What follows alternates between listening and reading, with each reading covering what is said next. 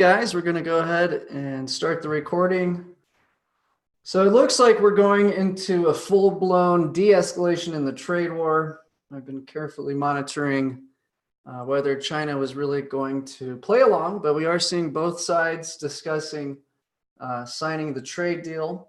And as long as China plays ball and does start to hit around $3 to $5 billion a month of purchases, I think we may have quite a bullish stock market, which could apply quite a bit of pressure on the TLT. So with that said, here is our trade alert today, which is to sell now first you have to close out your previous 138 TLT put. That was protecting our position. In case things were getting hairy, we were expecting a run up in the TLT. But I really don't see that happening, at least for the next several months. Now, if we start to see that the Chinese are not living up to their half of the bargain, then we will quickly reverse this trade. But currently, my expectation is money to just flood out of bond markets for the short term, and then to purchase up gold, stocks, and from stocks I like emerging markets as well as the SPY. So our SPY trade from yesterday is doing very well, up $1.03 per share when you combine everything. And hopefully this will be our last hit on TLT. So we've been designing our portfolio to benefit from a trade war escalation really for the last 4 months, and that did not materialize. It sure got close. We've had lots of mean rhetoric from both sides. But so far, it just has not materialized. And so I'll be happy to flip this on a dime.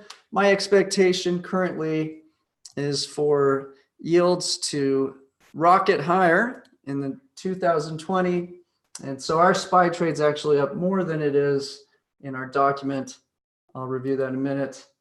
But without the panic, I do see some tremendous pressure on the long end of the treasury curve, and I'm expecting it will not crash as low as we saw in the last few pullbacks in the TLT. You can see it's forming higher bottoms and new highs each time we have a panic. And again, that goes back to our big picture, which we have covered many times. In the long run, the Fed is almost guaranteed to end up with interest rates near zero, just to simply service the US deficit.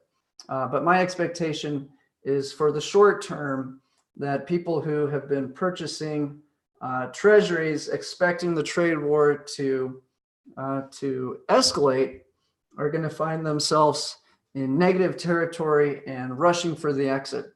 So we can actually make some substantial gains predicting that the TLT may fall to as low as perhaps 120 before it would essentially become so attractive that the stock market would sell off and start scooping up these bonds.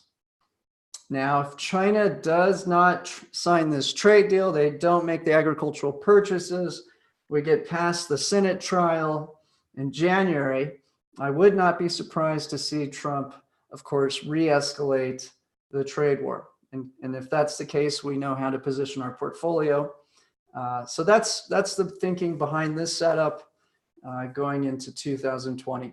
Now, I also think as far as timing, the longest this trade could work for us would be sometime around November 2020. So quite likely that Trump will be careful about upsetting the stock market into the election, which is going to continue to put a lot of pressure into the treasury market. And if the stock market's going up, employment is strong, I do suspect the Fed is going to drag its feet as long as it can before it starts cutting interest rates.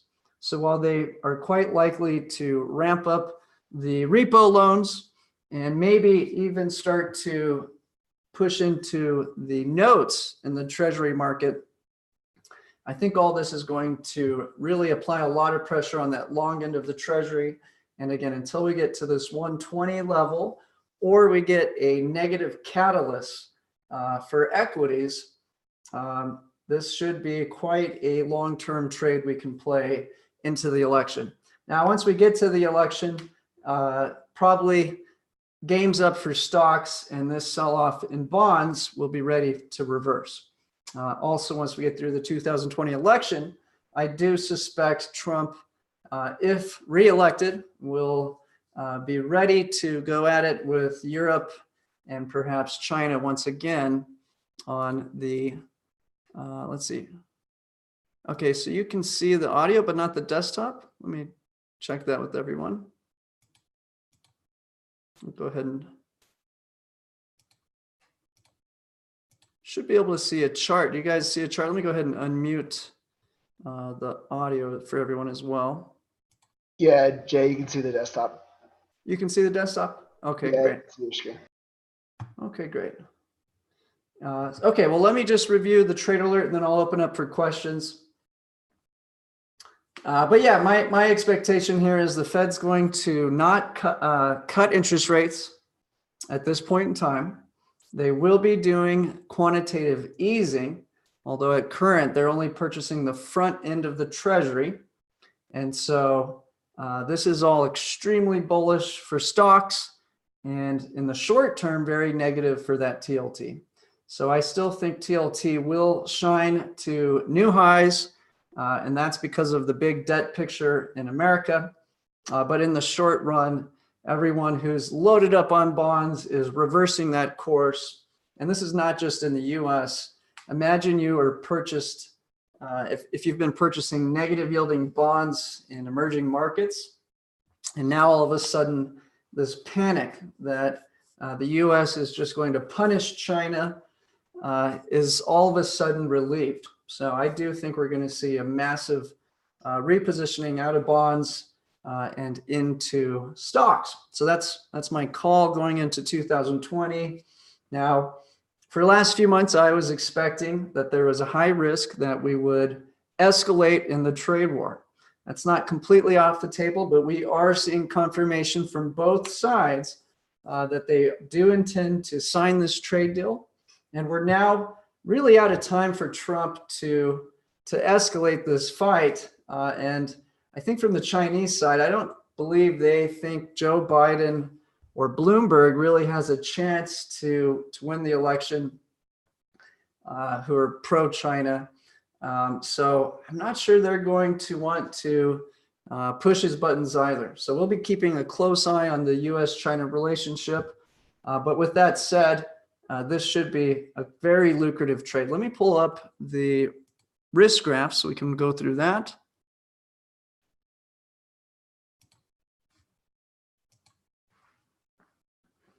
Okay, so we are doing the inverted option collar, which again is not a usual trade for our program. And we only get to put that on when there's a real catalyst. And in this case, the catalyst is a de-escalation in the trade war at the same time that we have quantitative easing distorting the bond market and essentially putting a whole lot of money into stocks. So in this setup, we're agreeing to sell our shares of the TLT for $134 per share. And currently they're worth $136.56. So there's about a 10-cent profit built into that because we're collecting $2.75, but we're agreeing to sell our shares for a $2.65 loss if the trade goes against us. So if we're assigned, what would happen is essentially we would get $134 per share plus keep that $2.78 premium, which we've taken in from selling that in the money covered call.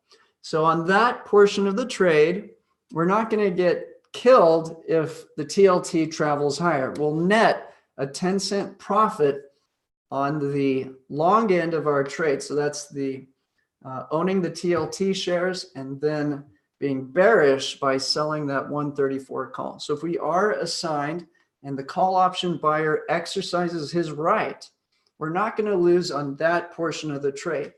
Now, what's going on?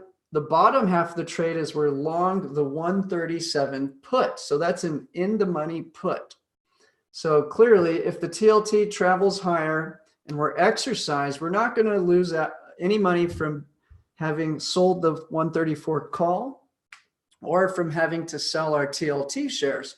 We will be seeing a loss on our long put option. So there's a potential that we might get exercised in the short term and then still be long that 137 put. Now note that we have a longer expiration date on the put than we do on the call. So there's an opportunity for us to potentially be exercised, end up in cash, and then be sitting on a long put, in which case we can do extremely well. Now, if the TLT just continues to drop from here and we're not exercised, what might happen? Well, we're going to see that your TLT shares are going to be showing a loss from this current price. However, that loss will be less than what you're making on the short call. So if the call option buyer pays $2.79 and all of a sudden the value of the TLT is traveling lower, we're going to be showing a profit on both the short call option and the long put option. And what's not illustrated in this risk graph is the increase in value of our put option when the implied volatility spikes. So there's actually the potential to make substantially more than this graph would indicate, depending on how fast the TLT does sell off.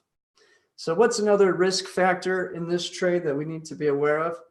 Well, the big prediction is that at some point, the Fed is going to have to move from simply buying the front end of the Treasury market. Let me pull up the yield curve so we can all understand this. Okay, so here's a look at the yield curve. I'm going to peel away some of these months, and we'll go back to a few months ago when all this repo madness really began.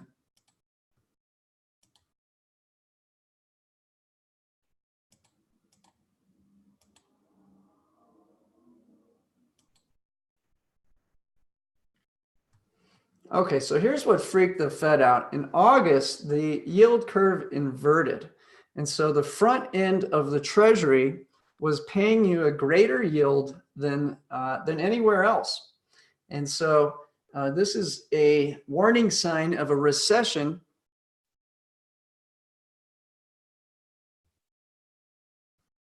I'm checking the message from the guest.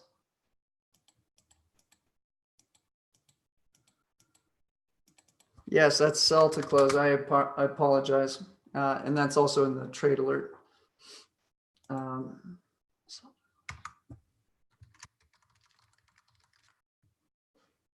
Correct. Yes, you'll sell to close your put from the previous trade.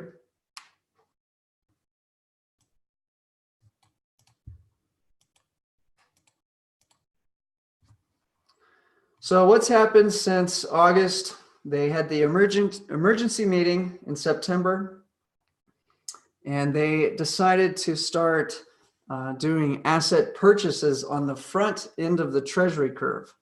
And so in the orange line, we can see where we were at in August. And then in today's current rate, you can see what they've been purchasing aggressively are these 3 points. So these are your T-bills. And what's happened is it's been able to correct the curve of the yield curve, and it's steepened the TLT, which is the 20-year and 30-year Treasury. And so as far as we know from the Fed, that is their intention, is to continue only purchasing this front end, which is what they call not quantitative easing, and to allow the middle and long end of the Treasury to do its own thing. So if we have a huge rush out of the bond market because this huge scare that China is going to crash from all the pressures from the US, I believe this will continue to steepen into 2020. Now, if we get a panic, of course, this will certainly change our view on the TLT. But at this point, it looks like we have a pretty clear coast going into 2020. Okay, so let me go ahead and open this up for questions. We do have a lot of people in here. Thank you for joining us live. Okay, I'm going to go ahead and try to unmute everybody at once. And if we have too much noise, I will mute a few. Okay, go ahead and I'm unmuting everyone. So if you have any questions, please go ahead and ask now.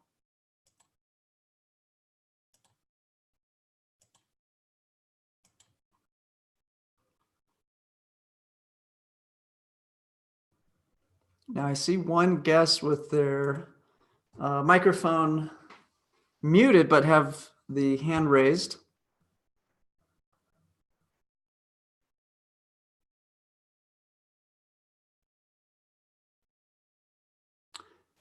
Ernest, how's it going? I see you have your mic unmuted. Yeah, I just unmuted it, but I didn't really want to say anything. Oh, okay, no worries. Any questions at this point? Let me review the GDX trade. And also, let me pull up this. So, okay, so what I have in this chart for us to review is not GDX, but it's GLD. And so what we're looking at is the correlation between the TLT and GDX. And what I want to focus on is what happened in the early days of quantitative easing when the Fed was really growing its balance sheet. Now, this was after a stock market crash, so it's a little different than the environment we're in right now. But you can see when they did go into quantitative easing, here's what I want you to note. The TLT was spiking as the Fed cut rates into the 2008 crash. Okay, so that's what will really be beneficial to the TLT is the next time the Fed does start to cut rates. And that does not seem to be in the cards right now unless the economic certainty really were to deteriorate. And all the news flow now is that China is going to be able to soft land and bottom out its GDP at 6%.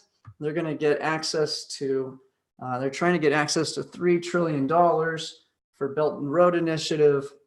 And so there's this immense feeling that the slowdown is going to be supported by central banks doing massive quantitative easing.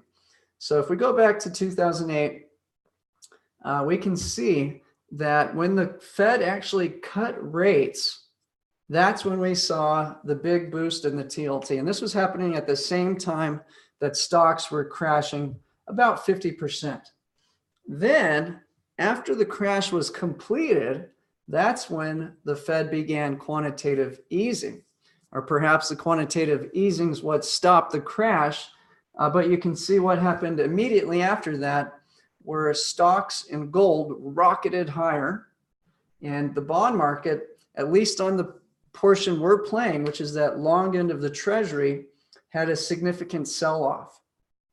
So this is why my outlook, so long as the economic data out of China doesn't continue to deteriorate, and of course, as long as China does live up to its trade deal, which we're supposed to sign the deal in January and start seeing agricultural purchases, I'm expecting gold prices to rally due to quantitative easing, and stocks to rally sharply and to apply pressure on the treasuries. And I think the most likely catalyst to stop the bull rally in stocks is going to be when our yields get too expensive. So let me go back to this. I'm going to go back to where we saw the credit market crash stocks the last time. Now, this was actually driven from the Fed hiking interest rates, but let's look at this. If we go back to September of 2019, this is the month before this big stock crash in 2018. Now, let me pull that up.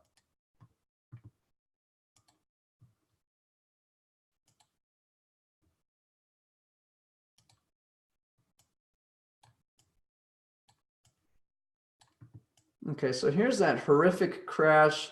Let me go to a weekly chart so we can see a little better. Zoom in. Okay, so stocks were rallying in the US despite the rest of the world really suffering. And this was primarily from central banks trying to hike interest rates and do quantitative tightening. And so stocks rallied all the way to 292 until what happened? What caused this huge sell-off from October through December? And so if we do go to our yield curve, we can look at what happened right before that. And in fact, let me add one more month.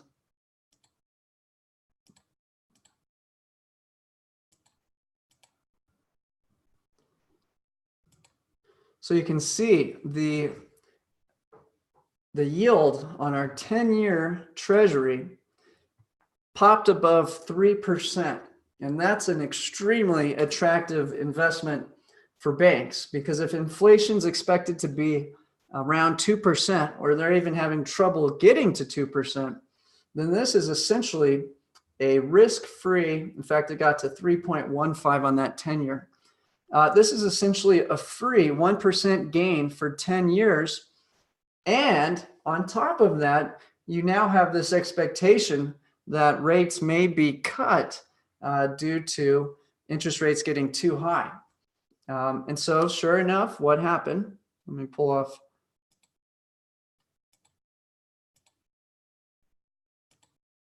You can see that's exactly what happened. The market began to believe that the rate hike cycle was over and that a period of easing would come. Now, we didn't get any real easing until much later in the year, but you can see by January and February, those long-term rates were already going down, and this is as stocks are tanking, and then they continued. So let's look at what happened into next year.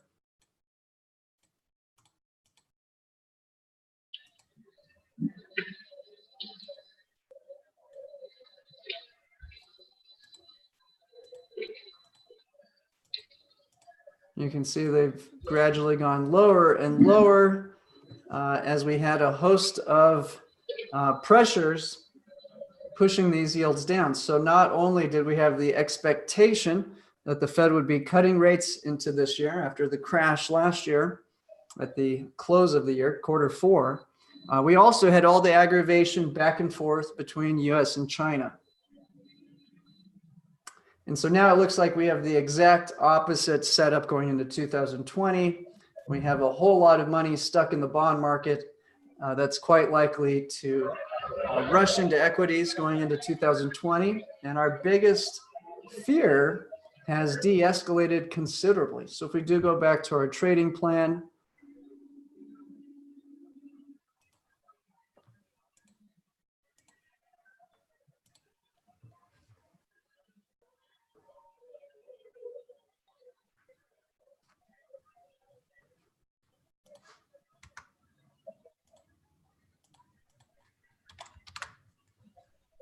we have a mixture.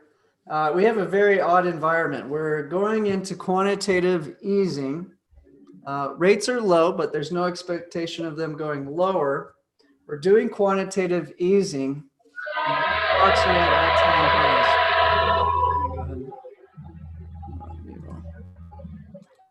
highs. So this is our trading plan going into 2020. As long as the trade war continues to de-escalate,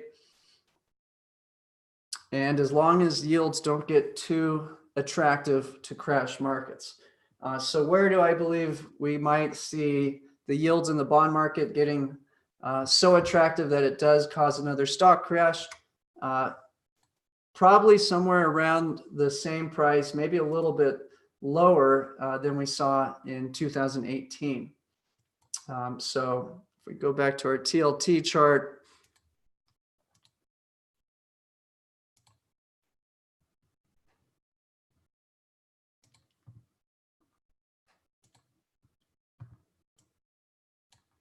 probably somewhere around this 120 level, assuming that the amount of debt has grown considerably in the last year, which is true, that we'll probably start to see a bottom in the TLT.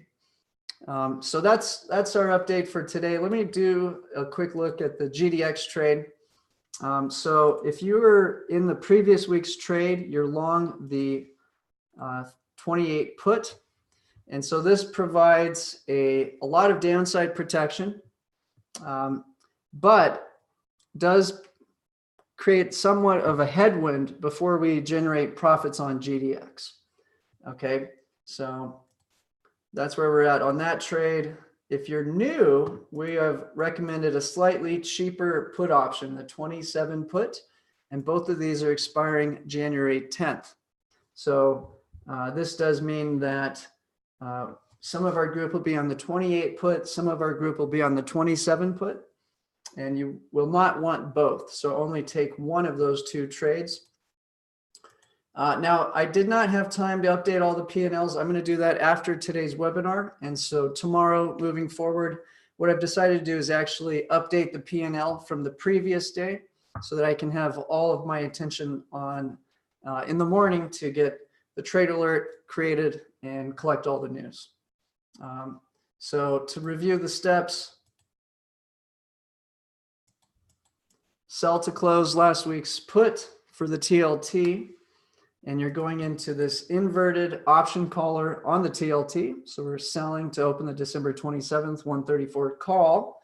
And we're buying to open the January 3rd, 2020, 137 put. Now, the idea here is we want to have time premium left as implied volatility grows while we short the TLT. So we can actually generate a larger return than this risk graph indicates. Now, some of the other pressures could potentially be negative yielding bondholders are looking for positive yielding debt. So that can be a headwind against this trade. But luckily, we've got Trump creating massive deficits going into 2020. So I think overall, without there being a major uncertainty in the market, something to really scare investors, the overall pressure is going to be pushing these yields higher. Now, if China starts to not live up to its agreement, I'll be quick to change my position on that. But we've played it safe for the last 4 months, expecting that the two parties would clash. And they just haven't. So that has not materialized. We're able to just about break even over that period. And now the coast does seem much more clear. And I think we can generate some very consistent returns with this trading plan. Here is the risk graph on the new GDX position if you're just entering GDX. So you have a little bit of a headwind. You have to pay off the 42 cents we're purchasing on downside protection before we start to generate the profit. But the potential upside on GDX is extremely lucrative against having that little downside protection. Okay, let's see if we have any questions out there. Now, I didn't have time to get the news together, but I'll go over the big highlights. Larry Kudlow is essentially saying that he's going to give them 3 to 6 months before they really expect results from the trade deal. So that's one. Two, both parties are expecting to sign the trade deal going into next year. China has removed a lot of its original tariffs it placed on agricultural products, which will open it up for the potential to start buying ag products. So from that standpoint, things are looking good. Sweden went from a negative interest rate to 0% interest rates. We're starting to see a lot of these negative yielding central banks pause or actually hike. The Bank of England decided not to cut rates. So we're seeing a lot more confidence globally, which I do think is going to scare the hell out of anybody who's been buying zero bonds or negative bonds. Now, what choice are they going to make? Are they going to flip over to positive yielding debt in the US? I do think quite a bit will flow into that. But if there's the expectation that the dollar is going to weaken and their currency may strengthen into this period, which would be the exact opposite of of what's happened in the last 10 years, then credit markets may have some difficulty really worldwide. So I think we're going to get a huge rush into stocks, and credit markets are going to show higher yields until it snaps the market. And that's when we'll get into real quantitative easing, according to the Fed's definition, which again would mean that they switch from, let me pull this up. So right now you can see they are just artificially keeping this yield curve low. The long end is wanting to fly up like a kite, but they've tagged that down on the front end with the $60 billion a month of treasury purchases. So until we get some sort of reasoning from the Fed as to why they should start purchasing the notes and the bonds, I think we're going to see this continue to drift higher with the big picture here. Okay, so let me go ahead and open this up for Q&A now.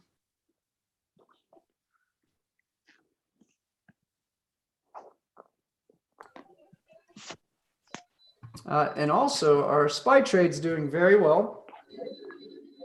Pull that one up.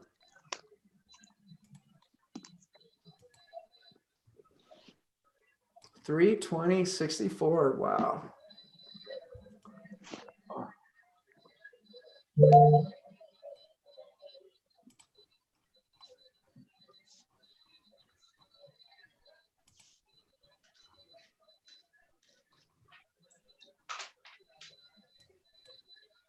So let's see the math on our SPY trade just to review.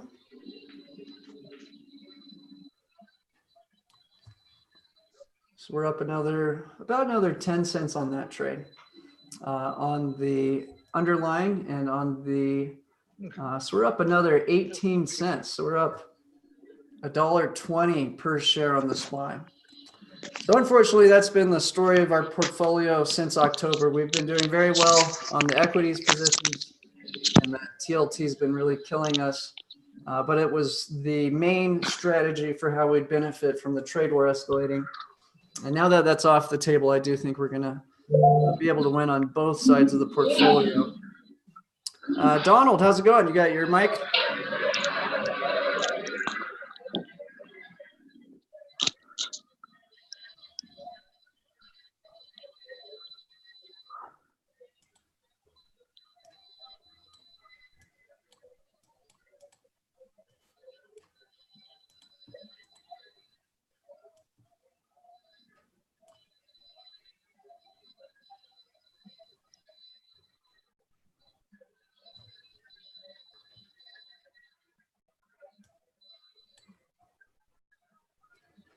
All right, guys. Well, if there aren't any more questions, I'll go ahead and send this over to Dean for his overview of the program. You still there, Dean?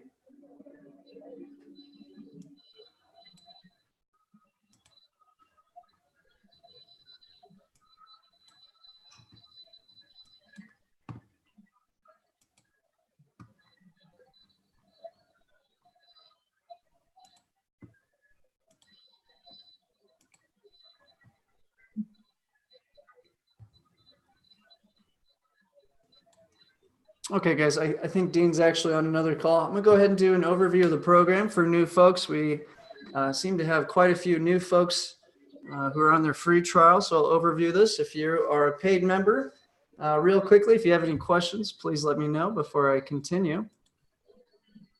Ron, thanks for joining. William, Karen. Okay, great. Well, I'm gonna go ahead and go over our strategy and overview for new people who are just joining the program.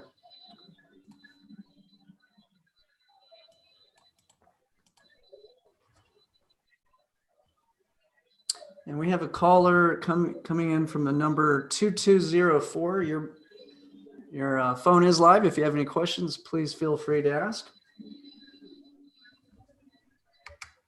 Okay, well, here's our presentation. This is part of our boot camp, and it does go over how our strategy works. It's called The Easy Way to Predict Markets and Generate Safe Income, Daily Income Trade Alerts at noon Eastern. This is our trading plan. It's an uncorrelated basket of assets that protects your portfolio and allows us to manipulate the trading plan based on what's going on with Fed policy. Let me go ahead and mute everyone until, if you do have a question, please go ahead and raise your hand so we don't get the background noise. Essentially, we have 40% of our portfolio in the S&P 500 SPY ETF. We have 10% of our portfolio in emerging markets ETF. We have 40% of our portfolio in the long end of the treasury, which is the TLT. And then we have 10% of our portfolio in GDX, and that is gold miners. We're trading the SPY ETF Monday, Wednesday, Friday at noon Eastern, taking advantage of 3 option expirations per week. Going into next week, we will be trading all days except for Wednesday. Thursday and Friday, there won't be a webinar, but there will be a written trade alert and email, and I'll be ready to answer any questions via email. We just have a little bit of downtime on the webinars next week. However, we will be closing out our TLT position and rolling it into the next week, next Thursday. So do expect that. On Monday, our SPY trade will cover us through the following Friday. And that will be the case the next week because markets are closed on Christmas Day and New Year's. So the next 2 Wednesdays, the market's closed. So we'll just trade right over that. If you're just starting to follow the program, the best bet is to essentially buy the equity or the ETF the day of the trade alert. So don't just go buy all of these at once. Just follow them on the trade alert day. When you do take the trade, we're immediately going to apply options to protect the position. So you're not just buying and holding these assets. Now, the easiest thing to remember is that we have a ratio of 1 to 2. So for every 100 shares of the SPY you own, our portfolio has 200 shares of emerging markets, 200 shares of the TLT, and 200 shares of GDX.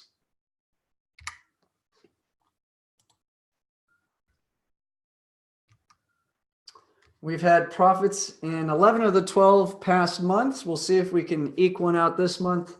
Right now we're down a little bit. I will update all the charts and P&Ls moving forward after the trade alert.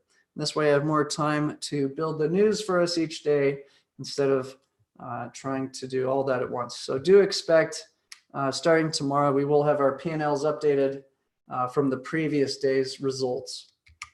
Largest drawdown in a month is -1%, and we've never lost capital over a 90-day period. Our portfolio has outperformed the S&P 500 specifically when it sells off, and that's because we've had a long bond, long stock portfolio for much of the past year, and this has worked out very well. Although, as you know, we are now going short bonds and long stocks because of a major de-escalation in market concerns, which is causing people who bought bonds at too low of a yield to freak out and sell and jump into the stock bandwagon. So our goal going into 2020 will actually be to outperform the S&P 500 with less volatility, which can be achieved with the strategies you're learning in this webinar. In August, we were caught off guard. If you don't forget, in July, they told us we had an agricultural deal. Once again, I had our investors positioned for an escalation. It was the only losing month. Once again, in December, I had us positioned for an escalation, and we're down slightly, but less than 1%. Our simple 4 ETF portfolio is extremely diversified and all you'll need for your retirement. Now, our goal is to generate income and safety, not growth or speculation. So we certainly missed out on speculating that this trade deal would be so rosy over the last several months.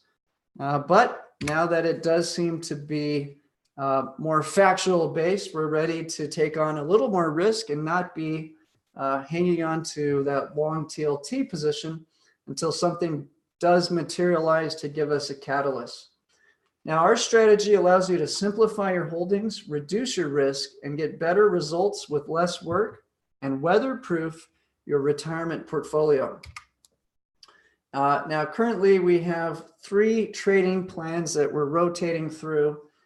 If the trade war is up in the air, we're essentially long all of these assets. And so that's what we had for almost all of 2019. It did very well. We had a very low volatility return, essentially risking $1 to generate $14.50. Now, during the same period, S&P 500 gave you 16% volatility in December, only to turn around. And if you had just bought stocks at the very bottom in December of last year, you're up about 30%. So you're risking around, and that's if you had perfect timing. If you had actually bought at the top of October of 2018 and held through today, you're up about 10%, but you've had to hold on to volatility of 16% in that period, another 8% in May, and another 8% in August. So you tell me, what would you rather do? Make a $14 return with $1 of risk, or would you rather make a 10% return with 16% risk? So that's what happens when you do have a uncorrelated basket of assets. Now, if the trade war were to escalate, this is our game plan. We'll use the options to benefit from the SPY and emerging markets selling off, and to benefit from being long the TLT and GDX. And currently, now that we do have official quantitative easing, that is a new add-on that's expected to be $500 billion into the repo markets going into the year end in early January, and a continued $60 billion a month of the front end of the yield curve, those T-bills being purchased so far for the next 6 months. We have a pretty good 6-month runway for a de-escalating trade war without fear that the Fed will start talking about hiking rates. They seem to have no concern about inflation. In fact, they're saying they want inflation to run hot, which is very bullish for gold. So this is our allocation and trading plan going into 2020. This is a review of our 3 core trading strategies. Now, sometimes we'll be creative. Like yesterday, we essentially were receiving the dividend through that juicy put option we sold. So it was a little bit different than normal when we sold a put. But in general, these will be your 3 trading setups. We're bullish, the loose option caller. This is where we sell an out of the money call and buy an out of the money put. Now, we want to put this on when we think there's very low risk of volatility in the underlying asset. Our current trade, again, was a little more creative and up substantially. If we can actually expect a significant move higher, we can actually start purchasing call options as long as volatility is cheap, which it is currently. This is our neutral tight option caller. If we think we're near a top and ready for a sell-off, but we don't know exactly when it may happen, this trade setup's beautiful because we generate the maximum profit as long as the trade goes up or flat, and we have a short room for error where we can break even if it goes down. Now, if the underlying asset crashes, we have a very tight put option right below it, cutting off our losses.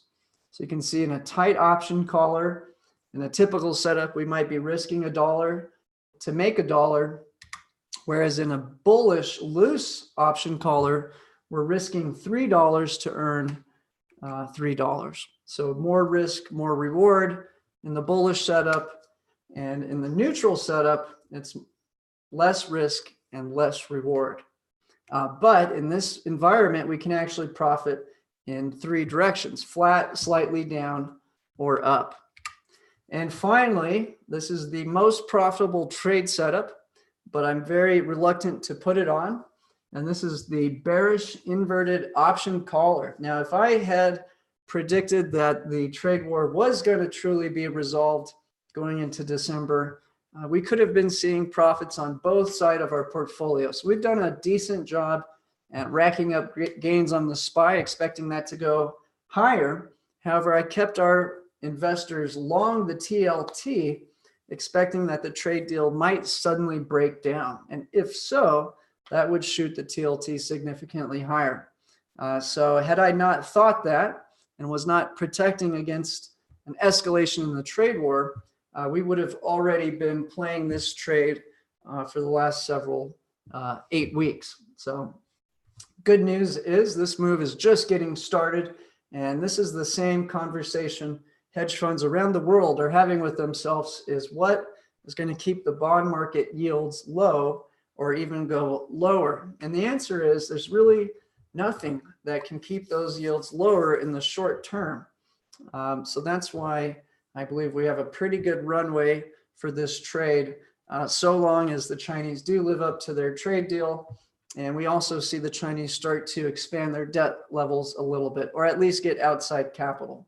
So we know China's essentially broke with their debt to GDP near 300%. But what lets someone continue growing debt a little more of a loan, which is part of this trade deal. So what am I looking at to analyze our trades? Well, number one is whether the Fed is buying or selling assets. And there's a very startling correlation to equities and quantitative easing. So when we do quantitative easing, stocks go up. And when we do quantitative tightening, eventually stocks go down. And that has happened every time for the last 4 decades. The last thing I really track is what is the Fed doing with interest rates? Now, if you thought we were in a 11-year business cycle, I'd argue we're actually in a 40-year business cycle. And that's because good old Paul Volcker got our rates way up to 20% in the 70s during runaway inflation. And then Alan Greenspan, Ben Bernanke, Janet Yellen have been able to easily continue to expand the bubbles by lowering the cost of money. So by dropping these interest rates. Now, the scary thing is that we're now at 1.75. So if there is a scare, whether it's China's growth crashing or earnings in the US starting to decline, maybe it's some of the corporate debt and the corporate, like your AT&T and your General Electric, which have massive amounts of debt. So there's a lot of risks out there, but the Fed has very little to fight it now, and they can only cut rates to 0 unless we want to start talking about negative interest rates.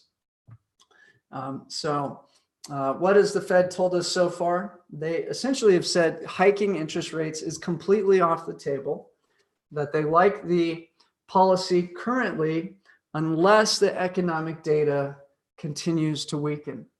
So currently, the most weakening data was from China. And if there was applied pressure from the US, it would have almost certainly crashed into 2019. Now that big push of fear is being relieved in the market.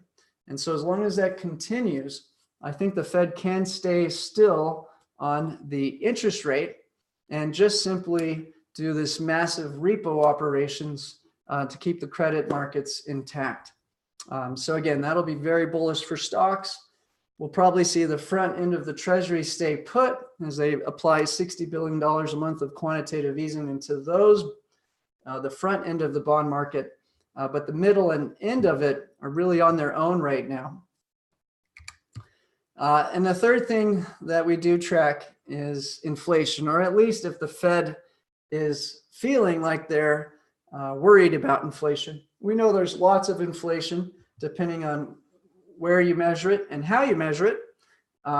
But what really matters is whether the Fed is worried about the inflation and is going to change the interest rates. So I'm actually, in terms of studying inflation, I'm more interested in whether or not the Fed is currently worried about inflation or not, and if other central banks are worried. So are we seeing inflation? Not a whole lot. In China, they have food inflation, but that pressure could be relieved if they start buying agricultural products from the US. So that could have been a relatively self-inflicted amount of inflation. In their manufacturing sector, they're actually seeing disinflation.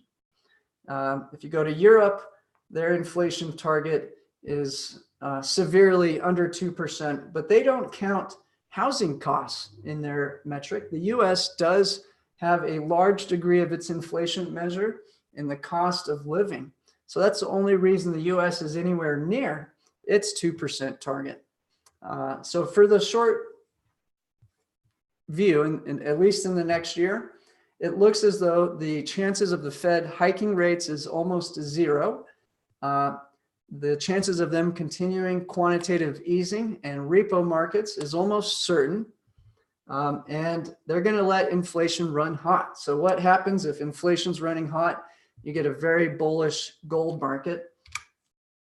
If we do look at the different assets in our portfolio and how they correlate together, typically we want to be long stocks and bonds into unexpected crashes. And the basic idea is we have our SPY put option kick in as the TLT spikes.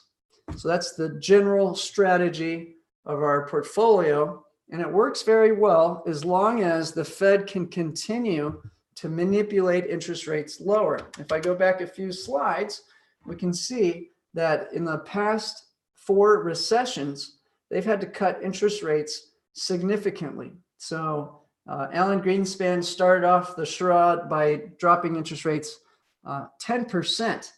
Then he went into the 90s and cut interest rates 7.5%. Then we get to the dot-com bubble with Ben Bernanke. Or actually, that was still Alan Greenspan, my mistake. And they cut it 7%. In the 08 crisis with Ben Bernanke and Janet Yellen coming into play, we cut interest rates 5%. Now, this time around, we can't cut interest rates anywhere near as much as we did the past 4 recessions. So they're running out of ammunition, and that's going to spell trouble for the bond market. Now, if we do look at the TLT all on its own, it's about the opposite of stocks. Stocks tend to go up nice and slow and then have vicious crashes. The TLT has the exact opposite behavior.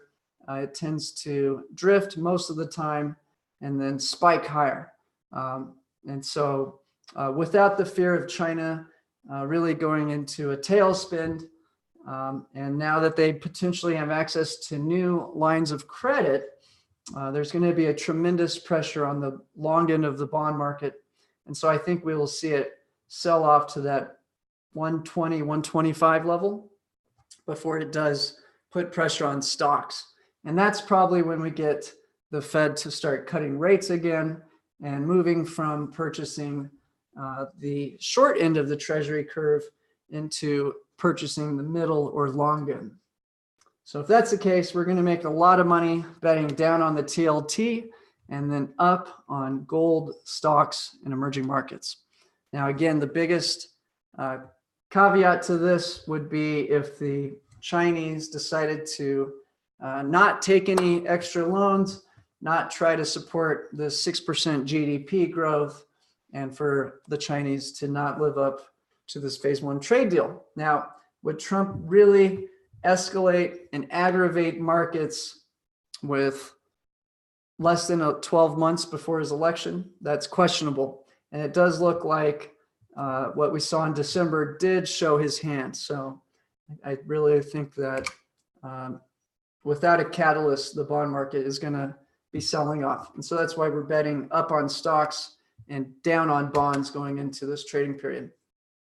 Now, once again, you can see this correlation between stocks and bonds. And that's normally our strategy. But we're going from a period where we were aggravated in the bond market, had driven yields extremely low. And we're talking $16 trillion in negative yielding bonds that are now in severe pressure as they're realizing they might be carrying large losses. So I think we're going to see a rush out of these negative yielding debts and bonds in general, at least for the short term. So in terms of gold being a part of our portfolio, We got a lot of new people joining in. Welcome. Thanks for joining in. If you do have any questions, please feel free to raise your hand and I can turn your microphone on. In fact, most of you do have your microphones unmuted currently, so please feel free. Okay, so in terms of how we play gold in our portfolio, as you can see, it doesn't like to stay still. It moves up and down with very vicious moves. And so we're happy to play it in either direction, depending on how we design our option collar, whether it's bearish, bullish, or tight. And currently, we have most of the best ingredients for being long gold. We have interest rates are low. However, they're not moving lower currently. We have quantitative easing, at least on the front end of the treasury. And we're seeing the balance sheet grow rapidly. So as long as that trend continues into 2020, and so far they've promised us it will at least into mid 2020, it's going to be very bullish for gold. The last few things we do want for gold are panics in the market and signs of inflation. If we get either of those two items, I think we're going to see a very vicious move up in gold. Now, we're not playing spot gold, we're playing GDX. So we're playing spot gold, expecting the Fed to move into this policy stance last year, and that was very profitable for us. And now we're playing the gold miners who can benefit from these higher prices in spot gold. Say, Jason. Yes, sir. This is Donald. I had to step out a few minutes while ago. Did you have a GDX play today? Just hold your put, no change. Okay. Okay. Thank you. Yeah, yes, sir.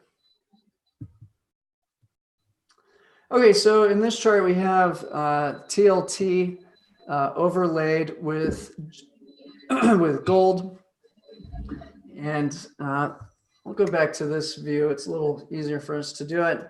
Again, these can be quite correlated a lot of the time, but when they break paths is typically when is after we've had rate cuts and the rate cuts stop and then quantitative easing begins. So the most useful period to review that is somewhat similar. So the big difference of 2008, 2009, which is the last time we had a huge rally in gold, was the central bank did the exact same policy moves they've done this year, but they did it after a stock crash. So they cut rates into a stock crash, and then they moved into quantitative easing, and that provided a huge boom to both gold and stocks. This time around, we didn't get the stock crash, but we did get the rate cuts, and there may be more. And we've already begun the quantitative easing. And it's not just the US, we have Bank of Japan, the Euro, and the Fed essentially all holding rates flat and expanding their balance sheets. So that's when your bonds and your gold can really break paths. Now, if I go into a daily view and go to current, we can see just how closely correlated they've been during this period and how they are now starting to break paths. And so they're clearly starting to break paths. And I do believe this trend will continue without a major catalyst to scare markets. Okay, I'll go back to our presentation.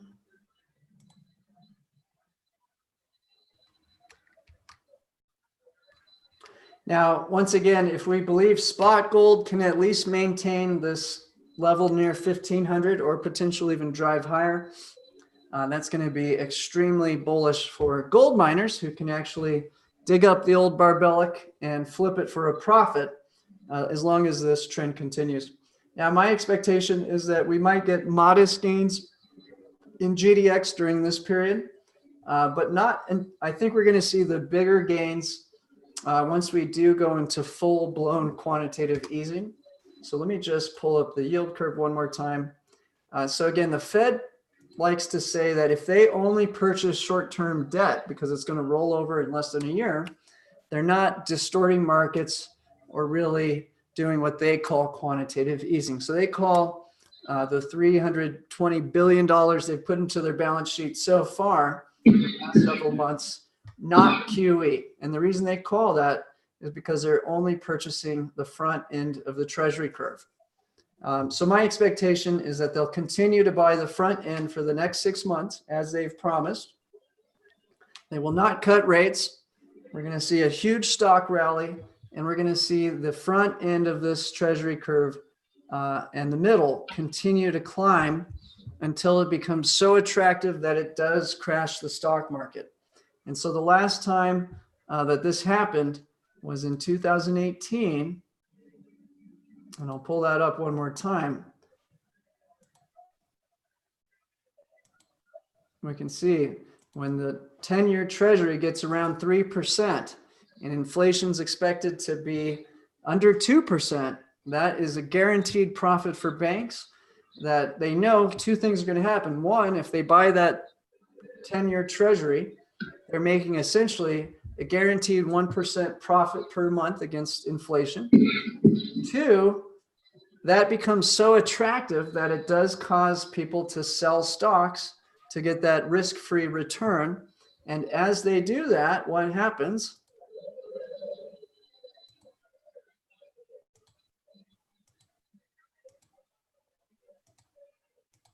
It forces the Fed to manipulate these interest rates lower. Otherwise, the stock market will continue to crash. So that's exactly what happened. And you can see the Fed began to essentially forecast rate cuts, and that drove these yields much, much lower. So I think we're going to see exactly this play out just like we saw in 2018. With rates getting too expensive, and that causes a bit of a stock crash. And that's when I do suspect the Fed will come in and they'll have to get this under control. And they'll do that by doing real quantitative easing and beginning to purchase notes and bonds rather than just T-bills.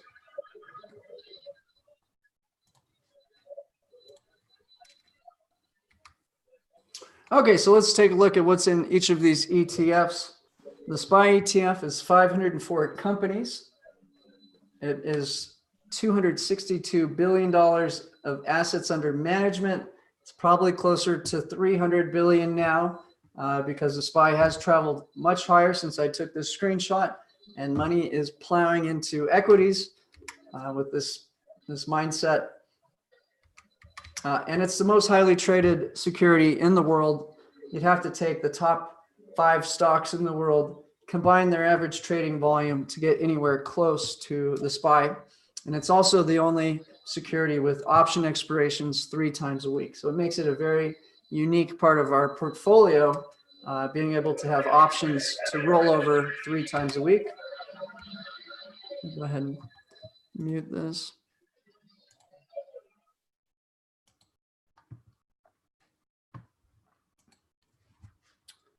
Here's our emerging markets ETF. All the big hedge funds have been betting on this for quite some time with very little luck, as you can see. So why own emerging markets? Well, this area of the world in Asia services 2/3 of the population on Earth. So that's one. Two of the companies in this ETF are in the top 10 most profitable companies in the world. And they're supported by the government of China. So they have some unfair advantages, which are Alibaba and Tencent. So what's in emerging markets? It's 1,059 holdings. It has $25 billion in assets under management, and it's still extremely highly traded. The only ETFs that trade at a higher volume than emerging markets are the SPY and the QQQ. So this is really the third most highly purchased ETF in the world. So that's good for us because we want to have a highly liquid product that's diversified and has a great option market. So it meets all those criteria. Plus, it helps us benefit from a big move up in Asia. Now, this is ex-Japan. So we're missing out on some big companies in Japan. However, it does give you China, Korea, Taiwan, India, Brazil, South Africa, Russia, Thailand, and Saudi Arabia. It's still overweight in the similar sectors as the SPY, which have proven to be outperforming most markets, tech and finance. So it's very close to what we see in the SPY, just over in Asia. The top companies are Alibaba, Tencent, Taiwan Semiconductor, Samsung, and the list goes on. A whole bunch of insurance and construction companies in China, which again, I would normally be short, but it looks like we're going to give our our so-called daughter who's almost out of credit, a brand new credit card going into 2020, which will allow them to continue their expansion. And of course, this is the biggest wild card. But the Chinese are growing extremely fast. They're creating products that are better in Asia for their culture than the US products. So they've replaced Facebook, Amazon, Starbucks, with their own version. So they're not just stealing and ripping off stuff now, they are innovating. And so that's why it's a 10% position in our portfolio. It's smaller than our US equities. GDX is 45 holdings. These are your top gold miners. It has 11 billion in assets. Most of the mining's happening in Canada. And most of the capital is going to Newmont Gold Corp and Barrick Gold. So if you own junior miners and it's not on this list, you're probably buying a highly risky gold miner and would be better off just owning GDX. Okay, so when does the long bond stock strategy break down? Well, it breaks down when we have rising interest rates, the end of QE, or inflation or deflation. And so we have had periods of time where this happened. And so I think we're coming near this period probably sometime in 2020 or 2021. And so what's the big picture? Well, you print too much money, eventually you get inflationary pressures, and it forces the Fed to raise interest rates. When you raise interest rates, it's very negative for bonds and stocks. And that is a big problem when 90% of all hedge funds are relying on a bond stock strategy where the bonds protect the stocks and vice versa, allowing them to leverage up and have a low volatile, safe returning strategy. So the second that we start to get inflation that actually scares the Fed and they are forced to start hiking rates, this is going to be a self-fulfilling cycle that's going to cause stocks and bonds to sell off at the same time. And so the most useful periods to look at where this happened is 1965 through 1980, when we had a Cold War with China. And really, after World War II, we created so many social nets and freebie programs in the government and created so much spending that we ended up with massive levels of inflation as it slowly worked its way out of the stock and bond market and into the real economy. And so once the avalanche begins, that's when you really get the money out of these asset bubbles into the economy, and then it gets very difficult to stop inflation. And so when we do look at the period of 1965 through 1980, we can see how no matter how high Paul Volcker hiked those rates, he could not get the inflation out of the economy. So you actually had a 15-year bear market in stocks and bonds. And so leading into that period, it was very similar to what we've seen in our current decade, where we dropped rates to zero, tried to raise them up, failed, and now we're back to most likely dropping rates back to zero within the next 2 years. The other period that was very similar to this, but slightly different, was the 1930s. So 1920 through 1930, we got out of World War I. Everybody's feeling happy, at least in the US. The rest of the world had lost a ton of money from World War I. They wanted reparations from Germany. Germany couldn't afford the reparations, so they allowed their currency to devalue to try to pay off all these debts. And this ended up spinning the entire world into a deflationary depression. 1930 through 1945 was a very bad time to be long stocks, and another 15-year period where buying and holding stocks just didn't work. In fact, you wouldn't be back to even if you'd bought at the top of 1929, thinking everything was gravy, stock market's going to 10,000 next. Well, you wouldn't be back to even for 25 years. So a quarter of a century to get back to even on the Dow during that period. So what do I think? How do these bubbles pop and we actually get inflation? Well, here's my expectation is that eventually we're going to get a crisis where we're going to be forced to lower rates to zero. And that's really when the game is up for this cycle. Now, sure, we got to zero in the last crisis with the housing bubble. We were able to get half of that rate back. So let me actually just go back to that one chart.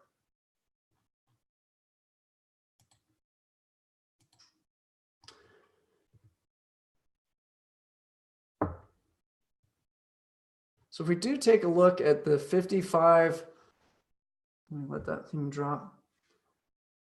So if we look at the rates in 1955 through 1962, it's a shorter time period, but you can see we kept trying to keep rates low, and then we hiked rates, dropped rates, hiked rates, dropped rates, and then it became clear that inflation was coming. And what happened from there on out, from 1962 all the way to 1980, was in general a period of the Fed being forced to hike interest rates. Now, did they pull interest rates down a few times? Sure. But then the inflation came roaring right back. And so I see the exact same thing occurring in the next decade, is that we're going to, because of these 0% interest rates from 2010 through 2015, and probably more negative 0% interest rates in the near future, we're going to create some massive asset bubbles. And I believe we will end up in a period where we can't keep inflation in control. Okay, so let me go back to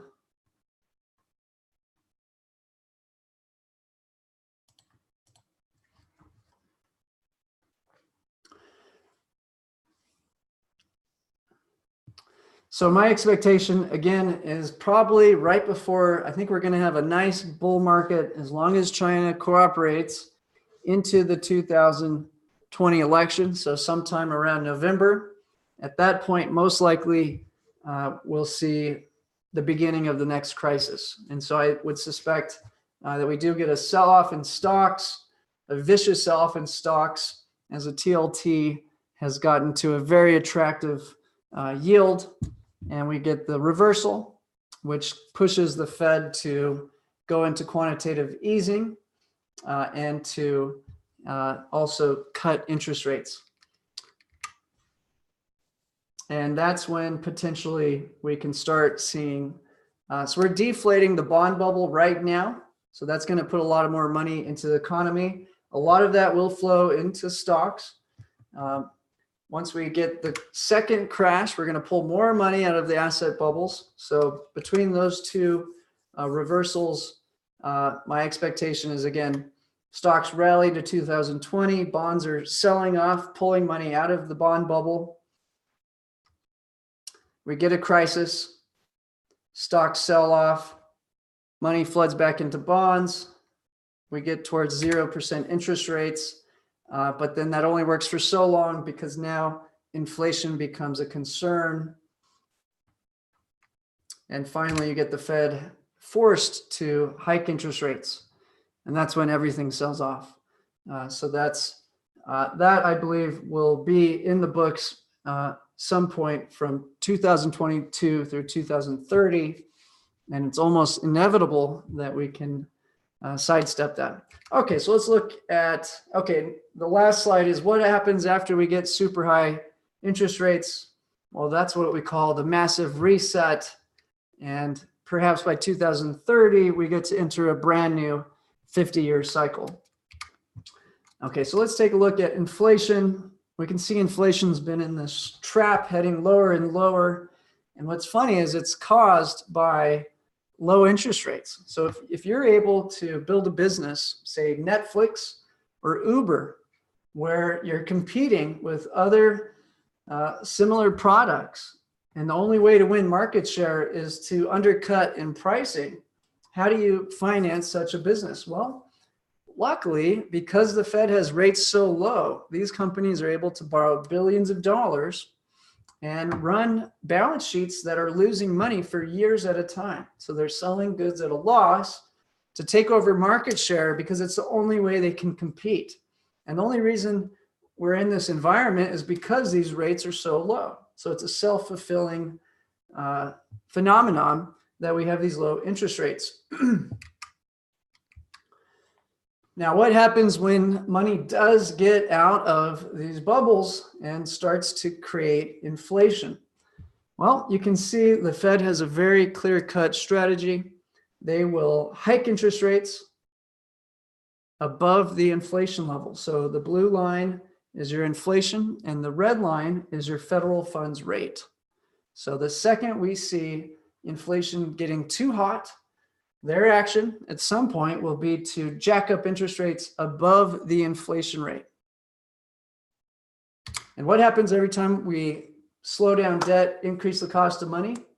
We get negative GDP. And that's because our entire economic system relies on growing the debt to grow our GDP. And it's only when the inflation and price stability gets out of control that we slow down the growth of debt. And so you can see every time that yellow line spikes, shortly after you get your negative GDP, and then you get your negative stock market returns. Next thing is to note that the Federal Reserve's interest rate is a magnet for the treasury rates. So if we can predict what the Fed will be doing in the future, we can play our treasuries accordingly. So right now, our expectation is they're going to let the stock market run hot. They're going to let inflation run hot, and they're going to keep rates flat. So it's going to apply a lot of pressure on the long end of the treasury without some sort of catalyst to scare people and create a stock sell-off and a rush into bonds. Now, if we do look at inflation, it's scary because we know there's plenty of inflation and that they should be hiking rates tomorrow, but they're not. So we're really at the whim of the central banks to make that call. But we can see college tuitions up 170% since 2000. Medical care is up 100% since 2000. And housing costs are up 60% since 2000. So there's a lot of inflation. And they've been manipulating the formula more so in Europe than in the US, but that's how Europe was able to create this negative yielding environment. But if we just go back to the 1990 measurement of inflation, we're sitting at 5.5% inflation. So the Fed should be putting interest rates at 6%. That would immediately collapse both the stock market and bond market. So you can understand why politically that won't happen until they absolutely have to. And if you go back a further decade, not only is the inflation at nearly 10%, it's in a clear uptrend. And that's when someone like Paul Volcker would hike the rates up towards 12 to 15%. So we got to realize as soon as they want to let the air out of this bubble, most likely these rates have to go significantly higher. And there's going to be a very nasty period of time for anyone who's using a long stock, long bond strategy, which could create a lot of selling as they realize that relationship doesn't work when the Fed can't push rates any lower. So the Fed really has one last blast that they can use to drop rates to zero. they'll probably have to do a massive amount of quantitative easing. And then they're going to hope that that stabilizes growth, and that on the other side, the fiscal side, that we can slow down the growth of the deficit, which continues to make it hard for the bond market to withstand these low yields. Now, another pressure mounting is unemployment getting to low rates. This is going to cause wage pressure, which causes inflation. So we've got a lot of inflationary pressures building. If we go back through time, we can see evidence that all of this is true. So we can look at, in this chart, we can see the inflation rate. And again, we're at, in World War I, double-digit inflation, stocks tank. Coming into the 20s, you get low inflation levels, stock market rallies. Into the 30s, we get deflation. Now, deflation is even worse than inflation. With inflation, the value of my money is losing money. But if I get deflation, now I'm going to believe the value of my money is going up. So I'm not going to purchase anything because I believe I can generate a profit by just holding on to my purchases and doing them later. So that completely craters an economy. And that's why deflation created the most vicious sell-off we've ever seen, going from 5,500 down to 500 on the Dow. Now, what happened after World War II? We had low inflation, which managed to give us quite a nice stock market. Now, what happened after World War II? The whole world went into a spending binge. And by the 70s, we started to see runaway inflation. They probably thought inflation was just impossible like we do now. And they had quite a stock market rally during this period. But once the inflation did start to get out of the bubbles, we had a strong rally in inflation. So you can see double-digit inflation. What happened during this period? Well, from 1950 through 1965, we had a huge stock market rally during the low inflationary period. And then the second inflation came. We had a 15-year bear market in stocks and bonds. And what did the Fed do to fight that? They hiked interest rates all the way to 20%. Now, after we got the malinvestment out of the economy and we began lowering interest rates, and at the same time, inflation was under control, we got yet another massive bull market. So we can see 1980 through 2000, this huge rally in stocks. And again, that was supported by low inflation and yields that were headed lower from a high level. This is when your Alan Greenspan came to the scene, and he was able to cut interest rates from 17% all the way down to as low as 3% in the early 90s. And the bigger the bond market grew, which has been the case for the last 50 years, the more sensitive the bond markets become to any type of inflation. So by 2000 and 2008, just the hint of inflation caused massive sell-offs in the stock market. Now, they were able to save the day by cutting rates and doing even more quantitative easing, which just aggravates the problem further. So you can see stock market rallies every time we cut rates and then do QE, but now we're out of room to cut rates. Last two recessions, which are much smaller in terms of the debt problem, were cut 5% twice. To save the day this time, we're starting at 1.75.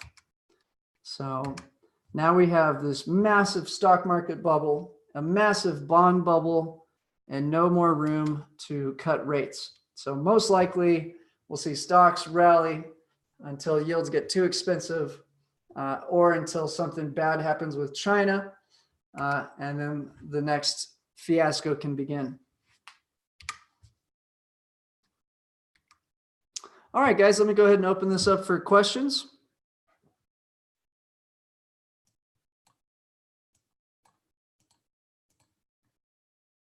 You're welcome, Ron.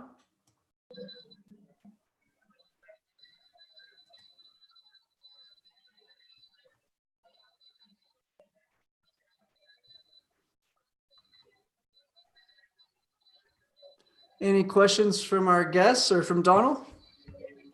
I don't have any. Thank you. Oh, you're welcome.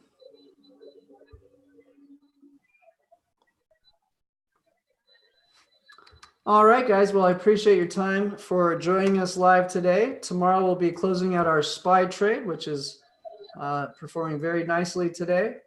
And hopefully we'll start seeing profits from the other half of our portfolio now that it does seem more clear coast on the trade war front.